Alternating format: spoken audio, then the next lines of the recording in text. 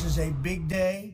We'll see how it all turns out. We have to get the final word down in concrete. Very importantly, I look forward to having the hostages come home.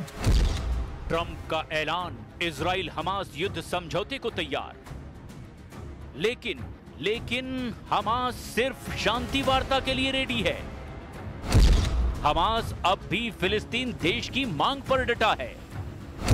Hamas हथियार छोड़ने को भी तैयार नहीं है। Hamas Israeli सेना के Gaza से बाहर जाने की जिद कर रहा है।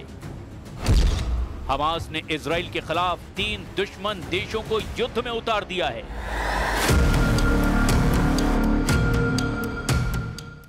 ट्रंप ने बहुत बड़ा दावा किया है।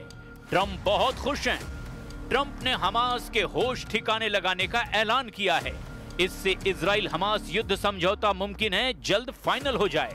मुमकिन है कि गाजा में बारूदी तहलका थम जाए, मगर इजराइल युद्ध से दूर नहीं रह पाएगा। इजराइल के 3 दुश्मन देशों ने घेरना शुरू कर दिया है। बड़ी लड़ाई की तैयारी है। अब लड़ाका ग्रुप नहीं, सीधे सेनाओं की टक्कर हो सकती है। मतलब गाजा से भी विनाशकारी जंग शुरू होने वाली है। पहले तो हमास ही युद्ध का खात्मा करेगा, ये भी अब तक पक्का नहीं है। हमास ने ट्रंप को खुश करने के लिए शांति संदेश भेज दिया है, लेकिन इतनी शर्तें उसके साथ बताई है जिस पर नेतन्याहू को राजी कर पाना आसान नहीं है। हालांकि ट्रंप हमास के मैसेज मिलने के बाद अपनी पीठ खुद थपथपा रहे हैं। 8 मुस्लिम देशों को बार-बार धन्यवाद दे रहे हैं। And thank you all to those great countries that helped. We were given a tremendous amount of help. Everybody was unified in wanting this war to end and seeing peace in the Middle East. And we're very close to achieving that. Thank you all, and everybody will be treated fairly. Hamas से मिले message से गदगद Trump ने Israel को फौरन बमबारी बंद करने के निर्देश दिए, मगर इजराइल ने डिफेंसिव ऑपरेशन के नाम पर गाजा में कोहराम जारी रखा हुआ है। अल जजीरा की रिपोर्ट में दावा किया गया कि इजराइल ने ट्रंप के बयान के बाद भयानक हमला करके 24 घंटे से भी कम वक्त में 24 से ज्यादा लोगों को मौत के घाट उतार दिया। इसके साथ ही इजराइल ने गाजा में ट्रंप के पीस प्लान के पहले चरण को लागू करने की घोषणा भी कर दी है। लेकिन हमास लीडरशिप की तरफ से जो आधिकारिक बयान आ रहे हैं वो बहुत खतरनाक संदेश दे रहे हैं। शांति समझौते में सबसे बड़ा पेंच हमास के हथियार छोड़ने पर फंसा है। हमास लीडरशिप इसके लिए तैयार ही नहीं है। हमास के सीनियर लीडर मूसा अबू मरजूक की ये बातें ट्रंप के होश उड़ा सकती हैं। We will never accept anyone not Palestinian to control the Palestinian. This is not belong to Hamas only. This belong all of the Palestinian and the Palestinian Authority and the PLO. They should say what their response about this. And we can't bring someone like Tony Blair to be governor in Gaza. Hamas leader ने Trump को 2 टूक लहजे में कुछ जरूरी शर्तें गिनाई है, जिन शर्तों पर हमास झुकने को तैयार नहीं। उससे नेतन्याहू की टेंशन बढ़ गई है। हमास ने अलग फिलिस्तीन देश की मांग फिर से दोहराई है। साथ ही ये भी धमकी दी है कि फिलिस्तीन पर किसी भी बाहरी का नियंत्रण हमास बर्दाश्त नहीं करेगा। इतना ही नहीं, टोनी ब्लेयर को गाजा का गवर्नर बनाए जाने का भी हमास जोरदार विरोध कर रहा है। That Hamas, the weapon among Hamas, 90% of their capability, they destroyed it. Then there is nothing with Hamas talking about it, about women.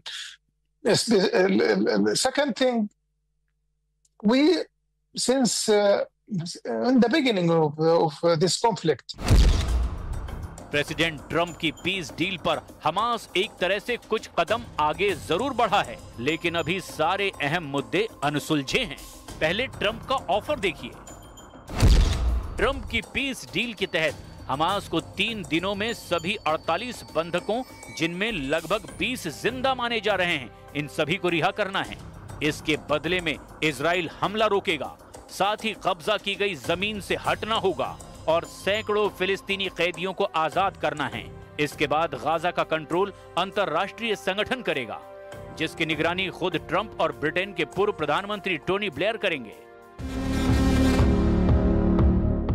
Trump के इस ऑफर पर हमास के सहयोगी फिलिस्तीनी इस्लामिक जिहाद ने सहमति जता दी है, लेकिन हमास ने साफ किया कि वो इजरायली सेना की पूरी और अंतिम वापसी की मांग करता है, जबकि ट्रंप ने इजराइल की वापसी को चरणबद्ध प्रक्रिया बता रखा है।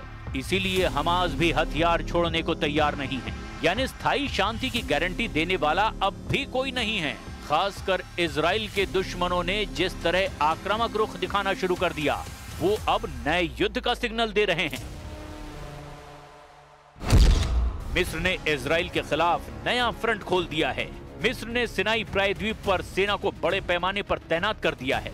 इजराइल ने इसे कैंप डेविड समझौते का उल्लंघन कहा। सिनाई आइलैंड के जोन बी और सी में सैन्य बढ़त पहले कभी इतनी भारी नहीं देखी गई। हालांकि मिस्र ने सैनिकों की तैनाती को आतंकवाद, तस्करी और गाजा पलायन को रोकने के लिए जरूरी बताते हुए किया है, लेकिन इजराइल को सिनाई में मिस्र के विध्वंसक हथियारों की तैनाती ने अलर्ट कर दिया है। मिस्र ने सिनाई में टैंकों, फाइटर जेट और हाईटेक एयर डिफेंस सिस्टम तैनात किए हैं। साथ ही अंडरग्राउंड स्ट्रक्चर और संभावित मिसाइल डिपो की तैनाती भी की गई है। इससे इजरायली खुफिया एजेंसियां भी अब हरकत में आ गई है।